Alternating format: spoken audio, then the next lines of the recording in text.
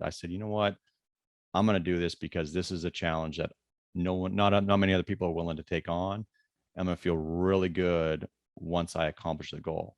It was hell. It was 6 months of training. It's the hardest race I've ever done in my life, but it wasn't me competing against other people. It was just competing against myself to say, hey, you've got to keep improving mentally, physically, inside your businesses, outside your business, with your families. Just keep pushing forward.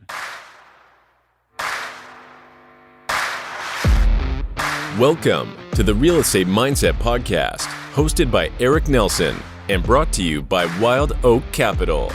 Eric is a real estate investor, business owner, and performance coach. Throughout this series, Eric explores the mindset behind why certain investors are so successful and how we can learn from their achievements and failures. Eric asks the tough questions around the habits, discipline, mindset, and more required to achieve the most ambitious goals.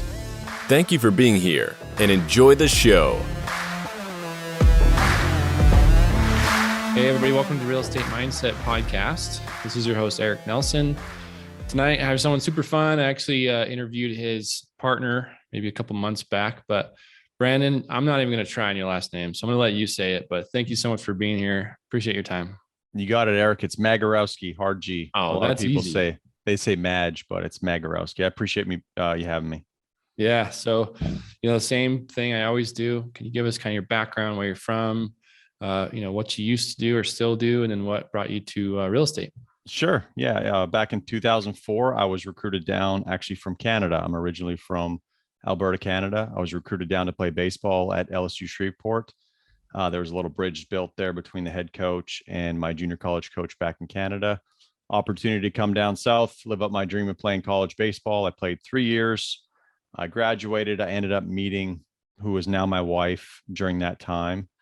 We actually moved back to Canada for 2 years. So I brought a Southern Belle up to Canada for 2 years. We actually had intentions of staying up there, but I was offered the grad assistant job to coach at my alma mater, which was LSU Shreveport. I came back down. We moved down. I coached for 2 years. They paid for my master's degree. And at that point, I wanted to coach college baseball. That was my dream, right? I thought this was the route I want to take. And then during my grad assistantship, I started talking to some other coaches that were involved with college baseball, and they kind of steered me away. Like, if you're going to start a family, you want to do bigger things as an entrepreneur, you may want to rethink the path. So I did some research. I was like, man, I want to do my own business, but I want to stay in baseball. So I graduate in 2012. I meet a guy named Ross Blankenship, which is Ramsey's brother, and he's hosting baseball tournaments in Louisiana. And I said, man, I like what you're doing. I'd like to host one of those tournaments with you, and let's see how it goes. Long story short, we ran one summer together. We did 5 baseball tournaments. We launched what is now 2D Sports Baseball, which is my full-time W-2. I'm the CEO of the company. We launched that in 2014, and we've been running with that company for 7 years now. And we've scaled it from 5 tournaments in one state to over 100 events across 8 different states, mostly in the Southeast. So with that company, we target high school showcase tournaments, kids wanting to play at the next level. They come play in our events, they get opportunities for exposure, and they can go on and hopefully live out their dream of playing college baseball. In addition, we've started doing some youth tournaments in Louisiana, and that's going really well. It's just a little bit different animal than the high school stuff. But halfway through starting 2D Sports, I met Ramsey, which was Ross's brother. And Ramsey is a Master Chief in the Navy. He's a big real estate guy. He was a big part of planning and logistics within our company. And he kept bragging to me about these short-term rentals in Panama City. And I was Ramsey, like, man, Ramsey cool. bragged from the little bit I know. Oh, yeah, exactly. Ramsey loves himself. Hope he listens to this. But no, he was doing very well in the Panhandle. He had some short-term rentals. He was telling me all about them. I was like, man, how are you doing that? Like, I love real estate. I've owned my own personal home. I built a home. We bought a foreclosure. We made some money off of it. But I was like, how do I get out of that and get into what you're doing? And at that point, he was doing really well in short-term rentals, but he was really geared towards multifamily. And he basically gave me 2 books to read, one being Rich Dad Poor Dad to help me with my mindset, and another one just being a real estate book about multifamily real estate investing. He turned me on to Bigger Pockets podcasts, So when I was traveling to these baseball tournaments, I was listening to these podcasts and really trying to ramp up my knowledge. Mostly I was trying to impress Ramsey so he would help me get a property. So we kind of talked together for about 4 months about real estate. And then we ended up buying a 3-unit property in Shreveport where I live. And 6 months later, we bought a 6-unit. So we co-own those properties. We've co-owned them for 4.5 years now. And during that time, we underwrote those properties using the same format that Ramsey was using in the Panhandle. We used like, hey, just do this, just underwrite it like this, put it in Shreveport, and it'll perform the same. Well, we were wrong. They just hasn't performed up to the underwriting. And the biggest lesson we learned is because of the market. Ramsey didn't even really understand at that point was each market's different. You can make money in certain markets, but you really want to go after markets with population growth, lower crime, household value increasing, job growth increasing. And that just wasn't Shreveport. So we're like, man, what do we do? Like, we need to go and figure out how to research markets correctly. And Ramsey was listening on YouTube videos and he came across a guy named Neil Bawa. I don't know if you know Neil Bawa, but he's a big syndicator. He's the guy, man. He's like a data guy. Yeah, of course I know Neil. Right. And it was just I think it was this cell phone video of him at a conference talking about these 5 real focuses. Well, and that's why we kind of named our company Real Focus. But I steal the 5 real focus. Yeah. like it was the 5 real focuses of market research. Yeah. And we're like, we just listened to it. We said, man, we got to go to that guy's conference. We signed up for a December conference up in San Diego. We flew up for 2.5 days together and we dove into this syndication education with Neil Bawa, and the light bulb went off. Like, man, this is the route we need to take. We are going to go bigger multifamily, apartments, syndications. We went back home. We started building a team. A guy named Joey Bickham came on board. He's another guy in the Navy. And we just picked up a local guy named Chris Kuhneman, who's very good underwriter, has been in the multifamily game for 7 years. So to back it up, came from Canada, played college baseball, started a baseball business, met Ramsey. He took me under his wing. We bought 2 non-performing properties in Shreveport. We learned our lesson. We went to the conference. We're doing multifamily. And now we've got a company or an organization called Real Focus Capital, where we are investing and syndicating apartment complexes and large multifamily complexes. Oh, I love it. Okay. So a couple of things we're going to kind of dive in a little bit. First of all, on your personal story, I love 2 things. You wanted to coach, right? So that was your jam. And like, okay, I'm going to coach. And then maybe someone you look up to, hopefully said, yeah, I would really think through that, considering you want to be a family man, and to take that advice, that's huge. It says a lot about you, because a lot of people will be like, screw you, this is my dream, but you're like, okay, that's step 1. Exactly. But the challenge was I was in an NAIA program. If you don't know a lot about college sports, there's different organizations. NCAA is the big one, Division I, Division II, Division III. And there's another organization called NAIA baseball.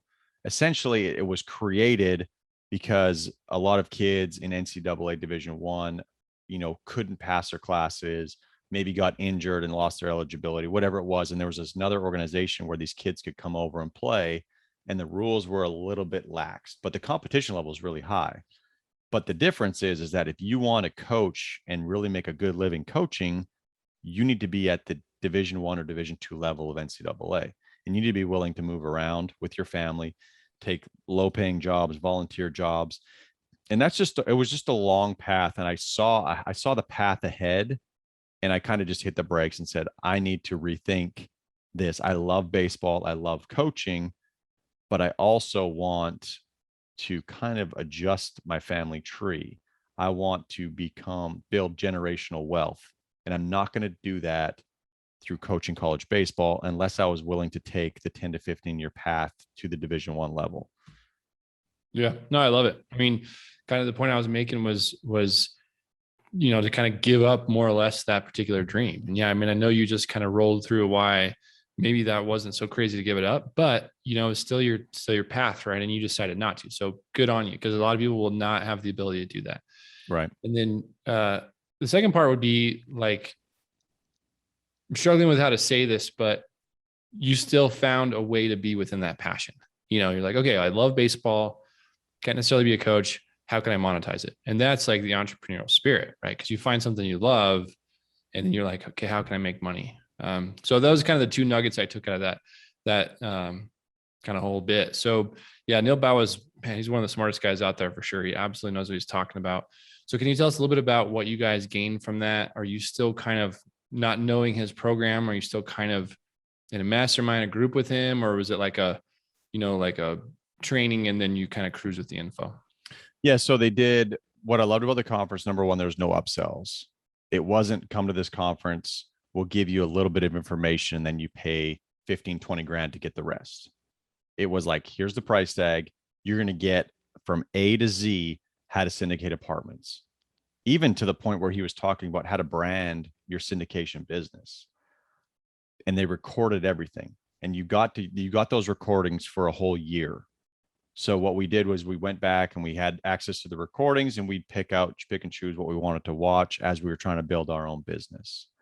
But it was A to Z, Eric, about, from step one to the final closing and the asset management side of everything. It was information overload, to be honest with you. Like we walked out of there like we were going to go buy 100-unit apartment complex the next day. That's how we felt. Little did we know, it's not as easy as these mentors and these seminars say it is. And I don't think they're trying to say it's easy, but they give information like, hey, just go ahead and do this. But I mean, this is a get rich slow game. It's very competitive. Every apartment complex you're going after, 50 to 100 other people are going after that same one. So it just, it really opened our eyes when we got back and we started trying to dive into how are we going to syndicate? How are we going to capital raise? And we ended up dialing it back and saying, okay, let's start the foundation. Let's start a brand. Let's get the right team built. Okay. And then let's start warming up investors and telling people what we're doing. And then let's start creating relationships with brokers. And let's get some deal flow going. Let's learn how to underwrite those deals properly. So we kind of tiptoed into it. And along the way, we bought a 10-unit deal in Panama City. We joint ventured that deal. We bought an 8-unit hotel down in South Louisiana. And then we just got back in June, got in on a 119-unit deal in Lubbock, Texas, where we ended up raising capital for that deal and got on the GP side in kind of a short amount of time. So we really took the steps to build the brand, do it right, and really create the relationships. And then when it was time for a deal to be had and the opportunity to present to our investors, they were ready to invest because we put in the time to build the trust. Man, everything you just said is so good. So, I think anyone actually listening to this, trying to consider syndicating, that last 2 minutes is incredibly valuable because that's exactly it. I mean, everyone gets excited about it. If you love real estate and you actually hear how syndication works, it's pretty exciting. And it's cool because it's like bringing people in, it's giving opportunities for people to build wealth. I mean, it's not a sales pitch because you are helping people. So I really believe in it. And I know you guys do too. However, it is an absolute long game. Get rich slow. And it's also build the foundation is so valuable. So everything you said was incredible. I mean, I have a similar journey. It took me over a year to find the first deal. So I just completely believe in what you said. And a lot of people kind of bail or give up because it's not fast. And there's a million people out there trying to. So you got to build the right team. And then broker relations is so key. So yeah, I just love everything you said though. So can we dive in a little bit more about your deals? So let's walk through kind of first and second deal. And did you syndicate those both or like the hotel, or was that kind of a JV structure? No, we did a JV structure on those. So we kind of talked to a few experienced syndicators about, what's the threshold to syndicate versus doing a joint venture. And kind of the feedback we got was anything under $2 million, general rule of thumb, do a joint venture. Because once you syndicate, you're going to be paying those legal fees, and it's just going to be kind of cut into all those returns. So we did, we'll start with the 10-unit in Panama City. That deal hit our inbox on a Tuesday, just through a local agent who actually had it listed on an MLS site. And right away, because since Ramsey and Joey have lived in Panama City, Joey lives there right now, our other partner, they know that whole place like the back of their hand. Immediately on Tuesday said, that's a deal. We need to make an offer on that deal. it was 5 units that were not renovated, but finished, and 5 units down to the studs. Basically the hurricane damage, new roof. So the goal was to buy it, rehab, refi into a long-term loan.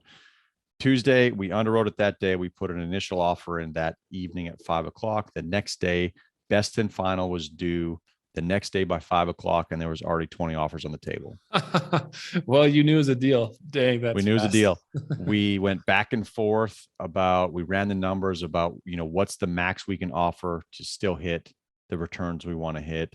And we ended up buying it for $50,000 over asking. We won the deal. Joey is now the project manager. We have a construction loan through a local bank here in Shreveport.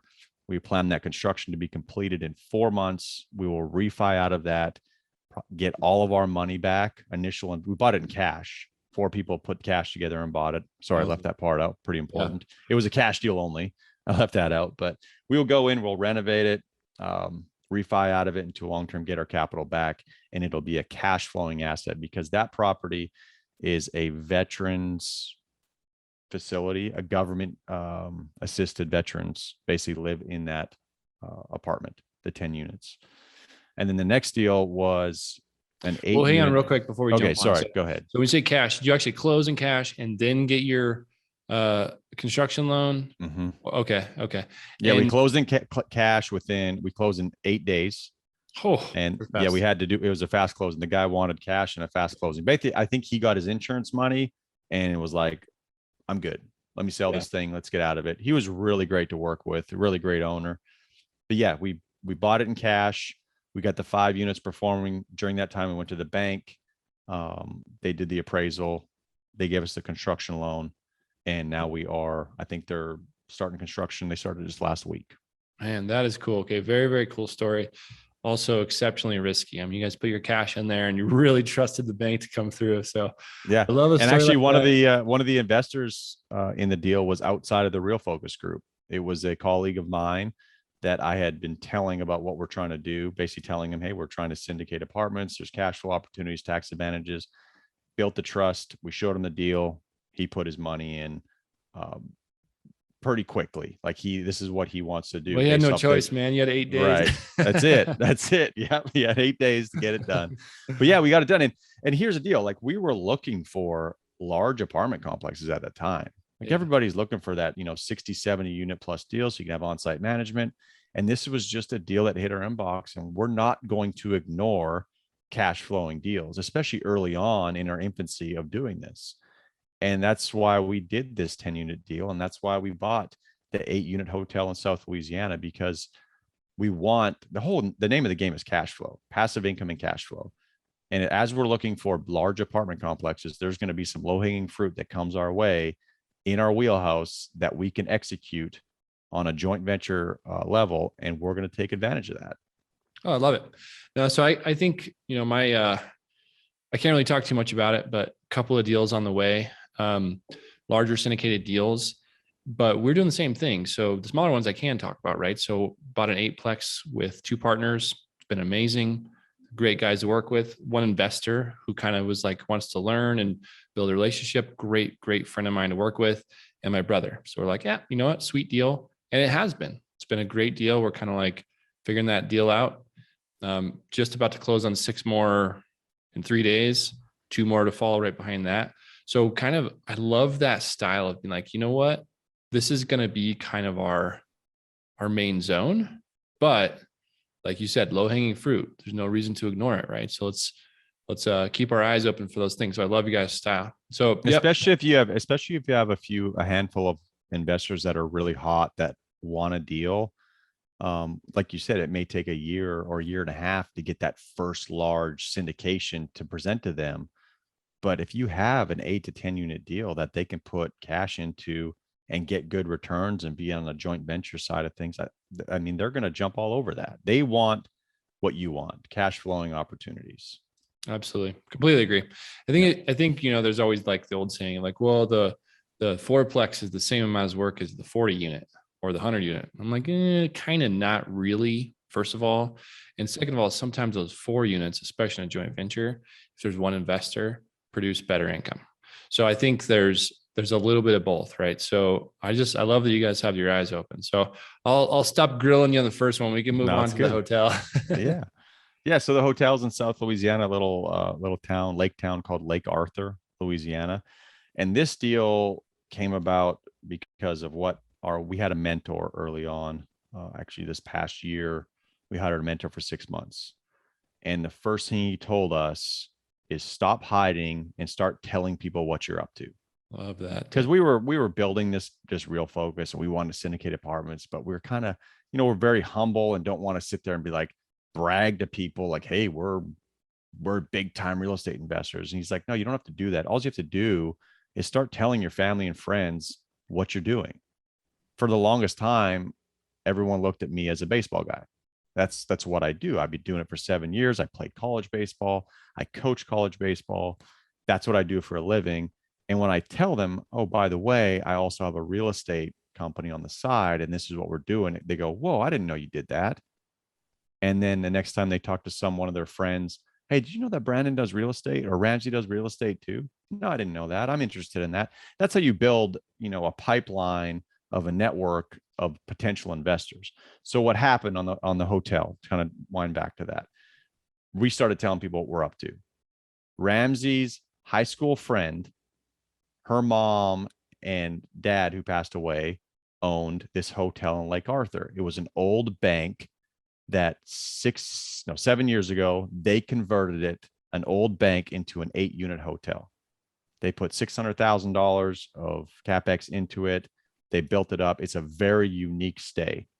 Well, the husband ended up passing away, and the wife, who's a nurse, that wasn't her baby. That was his baby. And she was just like, man, I want to kind of sell this thing. I think I might want to get rid of it. Her son, Sonny, reached out to Ramsey. Ramsey, I hear you're doing real estate.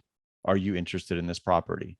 It never hit the MLS. There was no broker involved, no agent, straight to the owner. Ramsey picked up the phone, talked to Miss Roberta, who was the owner, ended up negotiating it down from, I think the original ask was $500,000. We got it for $390K. And we're basically going to turn that. I think we're going to turn 2 or 3 units into short-term rentals and keep the other 5 or 6 units as hotel stays. So we just closed on that 2.5 months ago. So that just the point of that one. Again, another small deal that was a truly off-market deal that came about only because we opened our mouths and started just telling people what we're up to and why we're doing it and why we love it and what the benefits are. So that's to the listeners, man, like, don't hide. If you have something to offer, or something about real estate that can help other people, start telling them. Yeah. I mean, I really love that. And I can relate to that 1000%, because I'm an engineer, that's kind of my thing. I own an engineering company and I still love it. My partner's amazing. But to tell people, hey, I'm going to do this apartment investing thing, it's like a little bit of imposter syndrome. 1, because I've never done it. And 2, it's like kind of building this up and it does feel like bragging. But in reality, I 100% believe what you said is, man, you got to tell people, because there's people out there who don't have a good place to place their money, or are just interested in it in general, or maybe have a property to sell like you guys. So yeah, that's a really good tip in general. And that's a big question you get, right? Is like, hey, I'm going after apartment complexes. Well, have you ever done it? Well, no, I haven't. But here's our plan. We're going to educate. We're going to partner. Like there's a way to spin it that, yeah, don't lie to them. Be like, yeah, I've done this before, give me your money. It doesn't work like that. Just tell them what you're doing, why you're doing it. And if you've never done it before, how you're going to do it. You're going to partner with experienced KPs, other groups, to take down large deals. But the smaller deals, yeah, we've done those. We've got experience. Here's our portfolio. We might have joint venture opportunities. Just be completely transparent, honest. Because if you're not, I mean, you'll never get a dime from anybody. Oh, well, I mean, what you just said, I mean, we kind of started talking about like experience, right? But honesty is like the cornerstone of this business, because if you're not truthful about everything, 1, your experience level, what it looks like, what you're purchasing the property for, what the returns are going to look like, all that stuff, it'll eventually come true and you're going to run into a brick wall. So It's 1, be honest, because it's the right thing to do. course. But two, just be honest, because you're not going to get any further by not telling the truth. And here's what I love about real estate as well, especially this space, is you're going to have, I don't know, by the time the deal's done, there'll be 12 people. I'm just kind of ballparking, take a very hard look at your underwriting, and the lenders are going to look as hard as anybody. Your KP is going to look as hard as anybody. So if you're fudging the numbers, it'll be crystal clear. So you really can't lie about the numbers either too, right? So I just love that. I love that transparency is pretty much, the name of the game, but it's also partly built in, Yeah, absolutely. Absolutely. Cool, Brandon. So what else you guys cooking on? Anything you can talk about in future coming up? Yeah, so we're always improving our systems. Actually, we just got onboarded on a program called Asana. I don't know if you've ever been on Asana, but it's a very good project management board that, we're trying to improve our efficiencies within Real Focus. We're going to bring on a virtual assistant here in the next couple of weeks to help us with social media content, newsletters, articles. That's the challenge we have with our team, is that we're all W-2 employees, right? Yep, we have Ramsey Blankenship's Master Chief in the Navy, who's deploying. He just deployed for 6 months, came back for a week, and deployed again for 2 months. Joey Bickham's full-time in the Navy out of Panama City. Chris Kuhneman's a full-time home inspector, and I do full-time with baseball with the company. So finding the time to do all the things we want to do, it's impossible. So we need to outsource. So we're bringing on the virtual assistant to help with content. We're using the Asana program to help with efficiencies and communication. And we also use Slack, which is another system of communication. This deal flow, we are underwriting 6 or 7 deals a week inside Asana. We've got a lot of deal flow coming in. The challenge right now is most of the stuff that's coming from brokers is just, I think like a lot of people, there's a lot of 1031 money out there. A lot of, I guess I wouldn't say overpriced properties, but people that are willing to pay premium dollar for properties right now. Absolutely. So along, and I think you're going probably through the same thing, Eric. So our goal is to try dig deep into finding off-market deals. And I know there's that I guess the rumor out there is there's no such thing as an off-market deal. Of course there is. Of course there is. We got one. We got the 8-unit deal down in Lake Arthur. So there's always a way to get to the owners. It's just we're trying to figure out the processes that we're going to take to get to those owners. And once we get to them, how are we going to communicate with them the proper way? I love it. So that's where we're at. We're underwriting a ton of deals. We've got an investor group lined up, primed for another deal if it makes sense. We're creating good relationships with other GP groups, a couple out of Dallas, a couple out of North Carolina, that, you can't do these deals alone. Some people do, but early on with us, we need to find really good partners, leverage their experiences, leverage some of their capital, bring in some of our own investor capital. And the goal is to take down another deal by the end of the year. Oh man, I like the goal. So a couple of things. Yeah. I've used Asana in the past, used Slack in the past. I've used several virtual assistants with outstanding results. So let's talk after the show. Upwork.com. That's what I'll say is I'll just pitch it.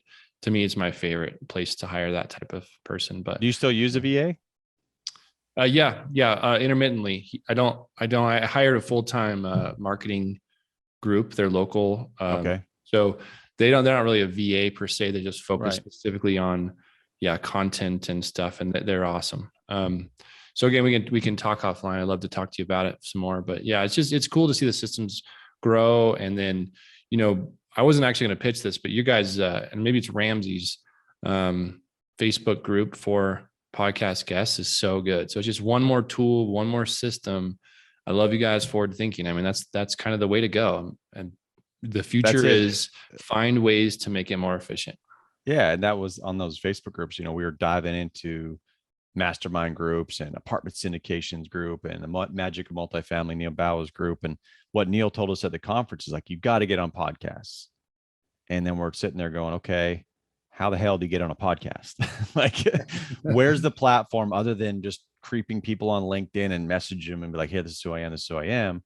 And Ramsey's like, man, you got to think and we started our own podcast. It's there's 2 pain points: getting good guests and getting on podcasts. He's like, I'm going to start a Facebook group and I'm going to call it Real Estate Podcast. What is it? Guests and hosts. That's what I it is. can't remember, but I love that group. Yeah. It's so much, just a great way for podcasts to get guests and guests to get on good podcasts. And that's how we met. And that's why I'm here. And the Facebook groups, which we started a couple of our own Facebook groups. It's there's so many out there. My advice is just to narrow it in to maybe 2 or 3 that you can manage and be involved in. Again, you want to get content out there to people, not just be a observer on the back end, because then people will not know who you are. Yeah, this is all really, really good advice. Yeah. So yeah, thanks for putting that together. I think every podcaster who's on there appreciates that, because there's super high quality guests and there's high quality podcasts. So I love that group for sure. And I totally agree with what you say. I mean, there's 1,000 groups and you can join them all, but they'll all eventually be kind of worthless. So I've focused on a couple and really get a lot of content out of those. So anyway, I appreciate I instead of joining a group, start your own group. I did. Well, I will say not me. A friend of mine started a group that was local, and she asked if I'd be part of it and help. And so I haven't really experienced it yet, but I'm interested to kind of help her out. And she's way smarter than me, so I'm sure she'll take it off and make it better. Yeah, I like it. Yeah, I like, this is coming back to the VA thing. I don't want to go too far, but some people are just significantly better at stuff than I am. There's no doubt. And so leveraging someone else's skill, that's the reason you partner. But it's also, maybe it's a VA, maybe it's marketing, whatever it might be. There's probably someone out there who does it better than you, and you just need to find that person. So to me, that's like a big growth that's happened the last few years, is recognizing that, say, you're significantly better. Can I pay you so I can free up time for other stuff that I'm good at? Yeah. Yeah. And early on, what we've done a really good job with at Real Focus is just not breaking the bank, like our budget. We don't have just this unlimited bank account where we can go spend $1,000 a month on social media marketing and hire all these firms to do all this stuff for us. It's like, we're going into this with, what are the free programs out there that we can utilize? And when we do have to hire somebody that's really good, how can we get the best bang for our buck? And Upwork.com, virtual assistants, is where you can get the best bang for your buck. Oh, and that's totally what agree. We're going to do. I think between Fiverr and Upwork, those two websites, because it's all over the world. So you're getting someone, the person I use is out of India. He's amazing. And I just know he's going to work opposite hours than me. So I'd say, ask him, either as I'm leaving for the day, or if I ask throughout the day, it's probably going to get done in the night. Totally fine, but he's outstanding. And so I think it's incredibly affordable too, right? Because his money goes further and he's super appreciative for it. So I guess what I'm saying is, completely agree. Find the tool to find the right person. And it doesn't have to be incredibly expensive, because again, the name of the game is to help your investors. So if you're just spending all your money, that doesn't help anybody. So That's completely right. agree with what you're saying. That's it.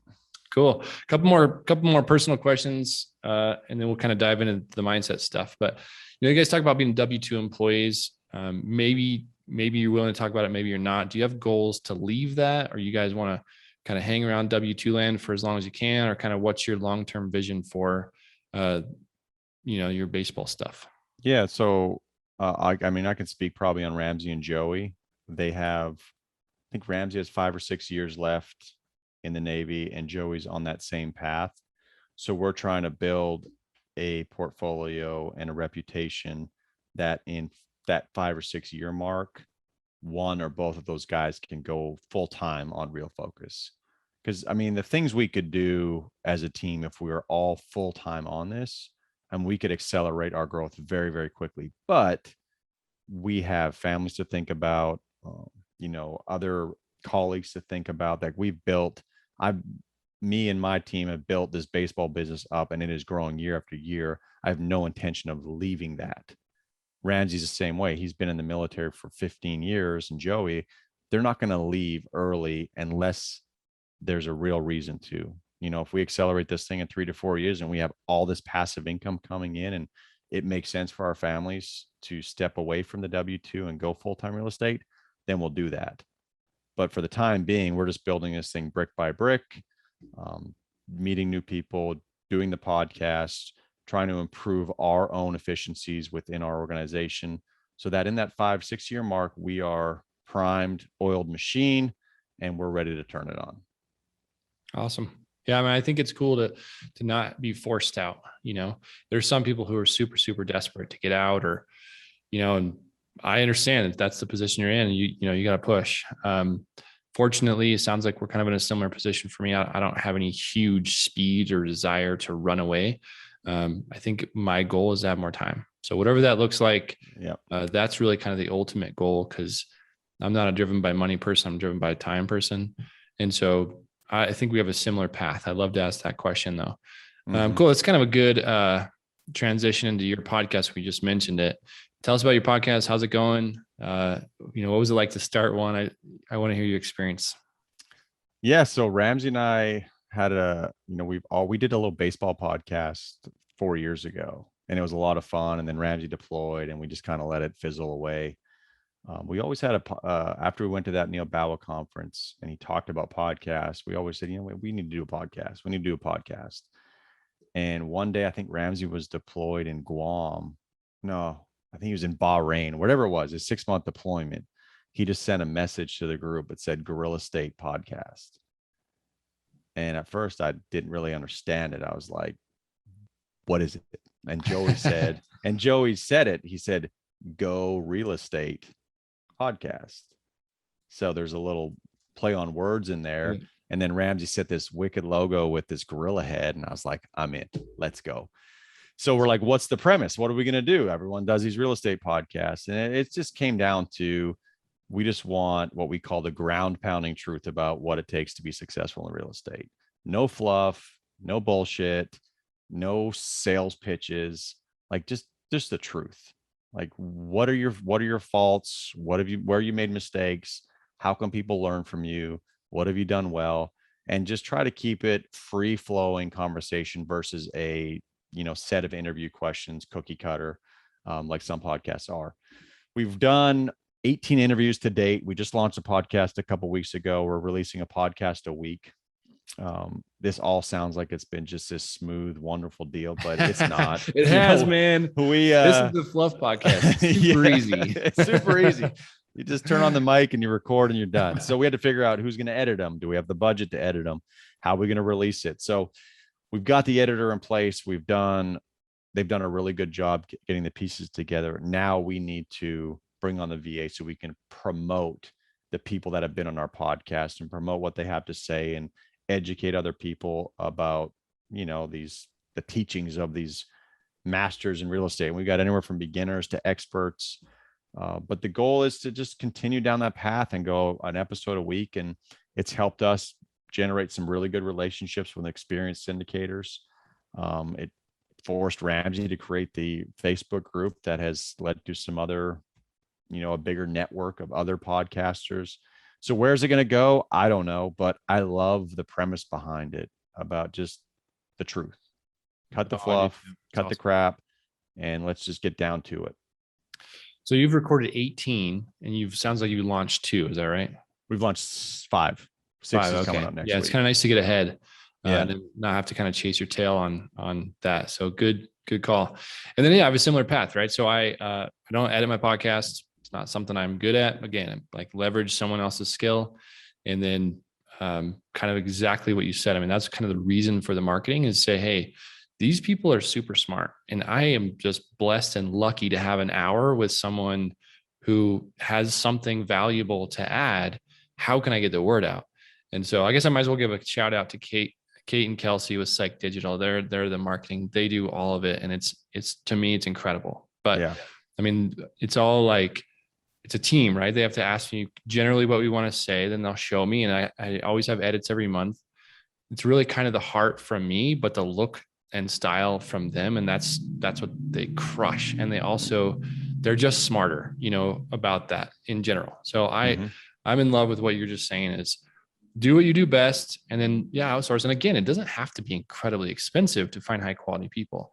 So I just think we have a lot in common. So I kind of wanted to hammer on that, but pretty cool. Yeah, congrats on launching, man. It's way cool.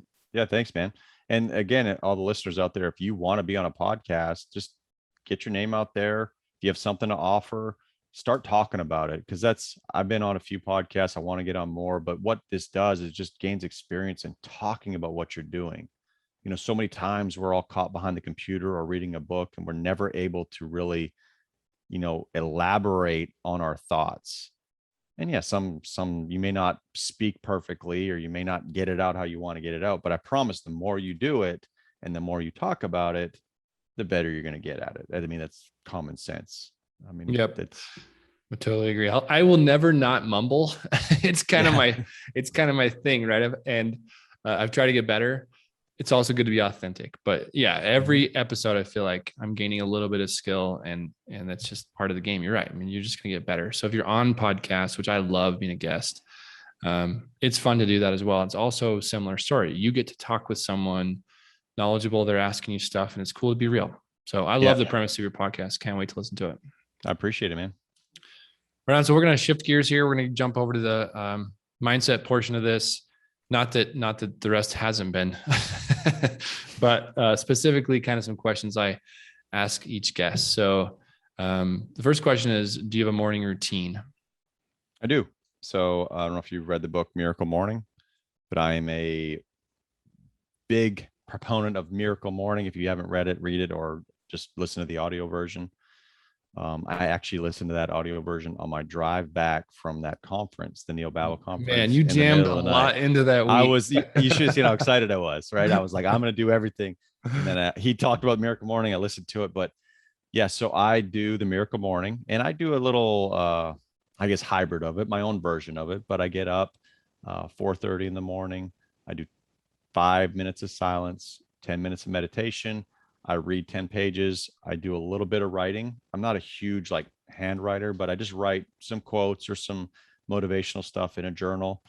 And then I dive into some stretching. They say you're supposed to do 20 minutes of workouts, but I do my workouts a different part of the day. I do a little bit of stretching, listen to some music, and then I dive into check my emails. And it's all done before the kids get up. The most important thing is not the work that's done, not the emails. It's just that time alone by yourself to clear your mind. If you've never meditated on any level before, if you could do anything in the morning, do that for 5 minutes, a guided meditation, work your way up to 10 minutes. That has been life-changing for me with my mindset, my clarity. I'm just much more appreciative of when my kids get up in the morning. I'm just a happier person. So it's on mindset, I would say in the mornings, that's probably the most important thing I do. So good. I asked that question to everybody. Everyone's answer is different. Miracle Morning comes up all the time, right? Hal Elrod is a genius, but the version I read was Miracle Morning for Entrepreneurs.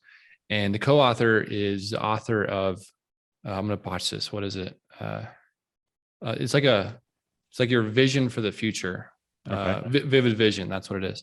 Anyway, so they co-authored that kind of section of it. And it's the same, right? It's all like, how can you do what you need to do before the rest of the world starts? And I completely agree with everything that you said, but it doesn't have to be for everyone, whatever that looks like for you. But man, I think the most valuable piece you said is get it done before the kids are up, because that's when you're on. And to me, that's the most important thing in my world besides my wife and my faith. But you just got to be there.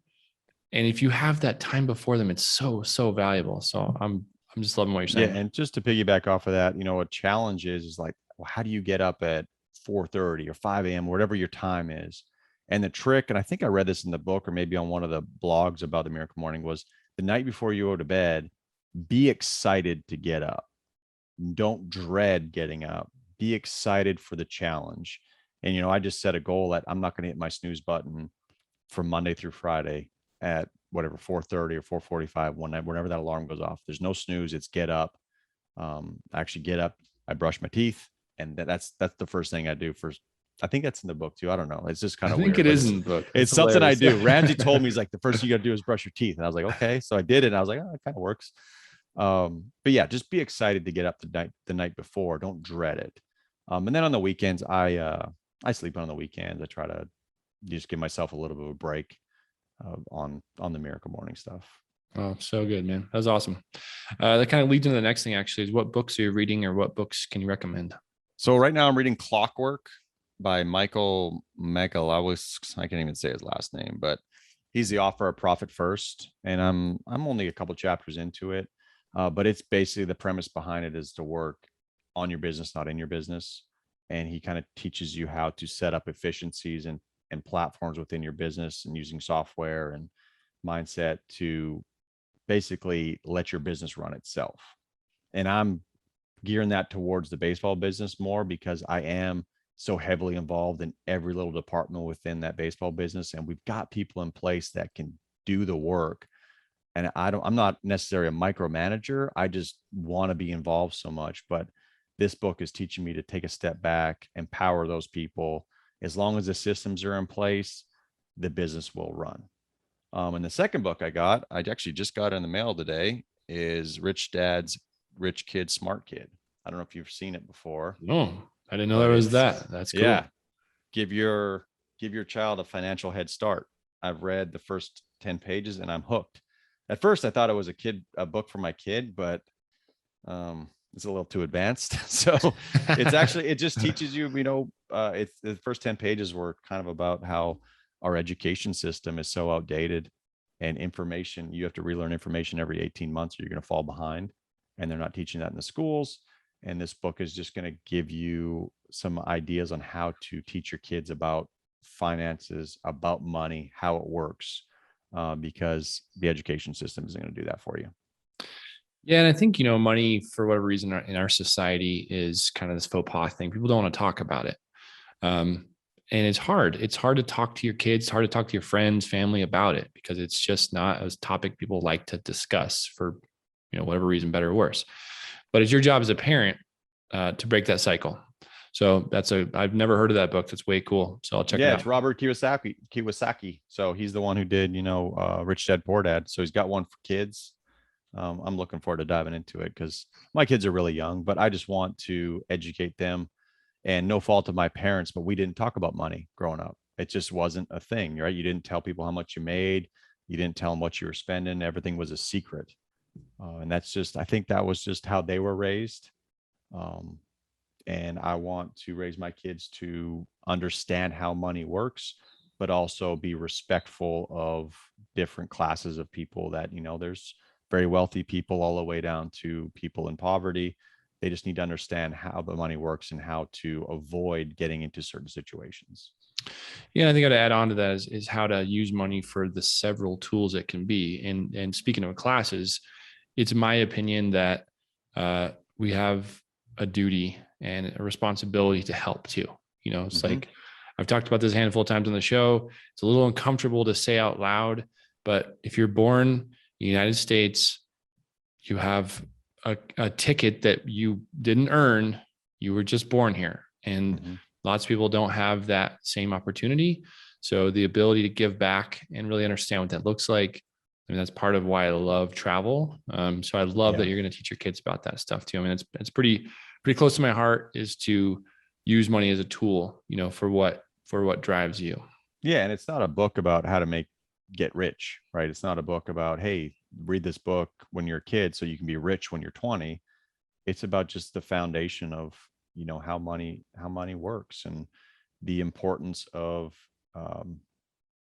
understanding finances, and the importance of teaching other people what teaching your friends what you've learned about finances, because that's only going to help them with their family and their finances and their growth.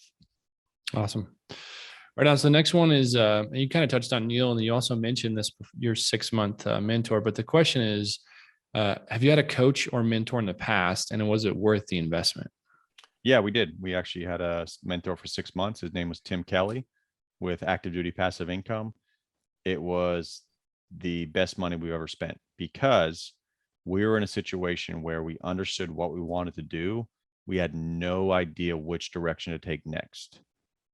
We had all these ideas on paper. We knew we wanted to syndicate apartments. We wanted to go raise capital. We wanted to do this, we wanted to do that. And we're like, man, we need to leverage someone else's experience that has done this. And if you want a mentor, pay for a mentor. And I had actually interviewed a guy on a podcast the other day, and I said, how do you choose a mentor? And he's like, don't choose a mentor that's selling a lifestyle. Choose a mentor that's selling action and an action plan. And that's what we found with Tim. And we would have a call every Wednesday with Tim, and then we'd have accountability call amongst our team every Sunday. And we did that repeatedly for 6 months. And within 6 months, we had 2 deals under our belt. 2 weeks later, we did the big deal over in Lubbock, Texas. And it was all about accountability and him pointing us in the right direction and giving us action steps, and then coming back that following week and going, did you do it? What was the result? Okay, here's the next step. So yes, 100% well worth it, but make sure you find someone that's selling action, not lifestyle. Oh, so good. Great tips.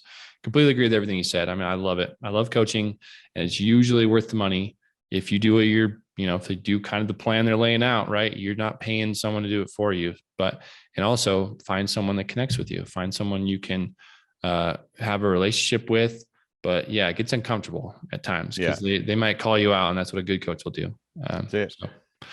Cool. So what next one is, and you kind of mentioned the market thing, so you don't have to go there if you don't want to, but what's something that you wouldn't repeat that our listeners can learn from you?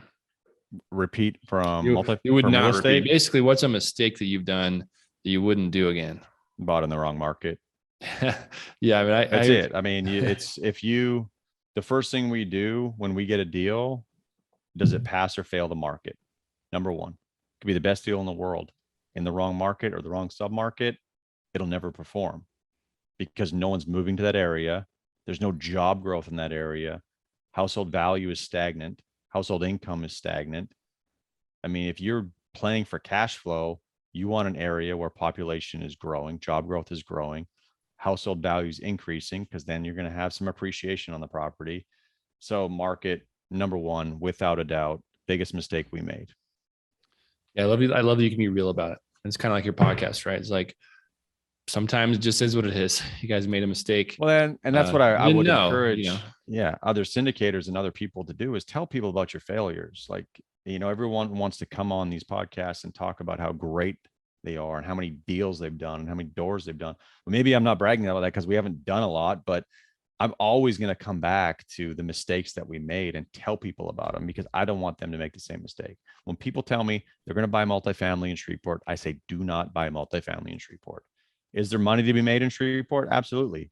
But if you're out of, and this may be a bad ploy because I'm going to try to sell these properties this fall, but like that, I just tell them and they say, why? And I show them the stats. I show them the 5 real focuses of why not to buy here. And I tell them, here's the places you should buy. Oh man, that's so good to help people out. I mean, that's really kind of the heart of the podcast as well, of course. Mm-hmm. So, cool. The next one is, what mindset tip can you give someone that's listening? Compete. Always compete. Understand that what you're trying to do, so are thousands of other people. You're not the only one trying to go buy real estate or start your own business. It's like you need to compete. In order to compete, you got to do things that other people are not willing to do, such as get up early, do the miracle morning, do personal development, hire a mentor, hire a virtual assistant, go to seminars, go to networking events, call your friends, tell people what you're doing. That's all competing against the same person trying to do what you're doing.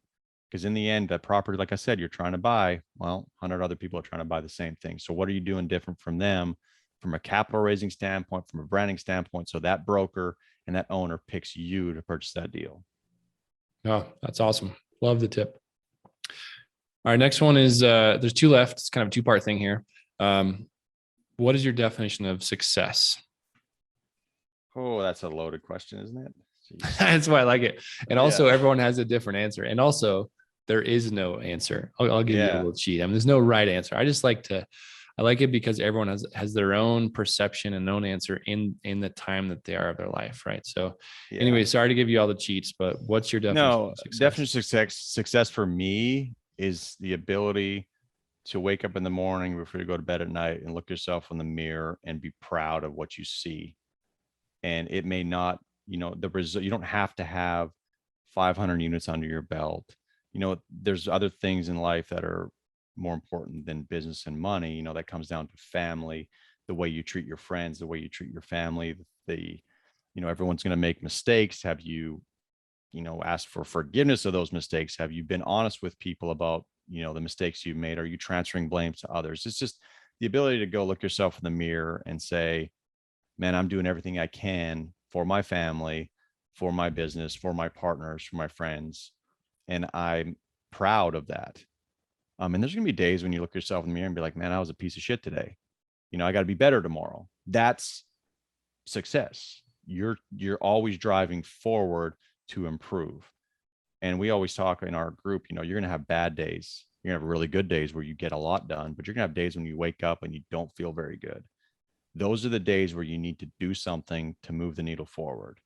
You've got to do something for the business, whether it's your baseball business that I run or the real estate, like call a broker, call a friend, just do something to keep pushing it forward, because each one of those bricks you lay is going to add up. Man, that's amazing. I love that answer. Love the consistency, even if you don't feel like it. That's such a good tip, because that's reality. There's a lot of times you wake up, you don't do it. Next day, I don't feel like it again.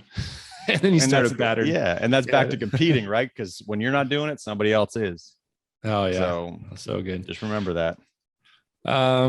Cool, man. The second part of that is someone asks you, why are you personally, like, why are you successful and others aren't? What is your response there? Well, everyone's got their own measure of success. So I don't sit here and say that I'm more successful than so-and-so. But I think my athletic background and competing my whole life to try to make it to college baseball, going through, undergrad school, grad school, just overcoming hurdles, and doing things that other people aren't willing to do, and challenging myself on both a business level, a personal level, and a physical level. Like this last spring, I ran a full marathon, and I've never ran very far in my life, but I just had a goal last year that I said, you know what, I'm going to do this because this is a challenge that not many other people are willing to take on. I'm going to feel really good once I accomplish the goal.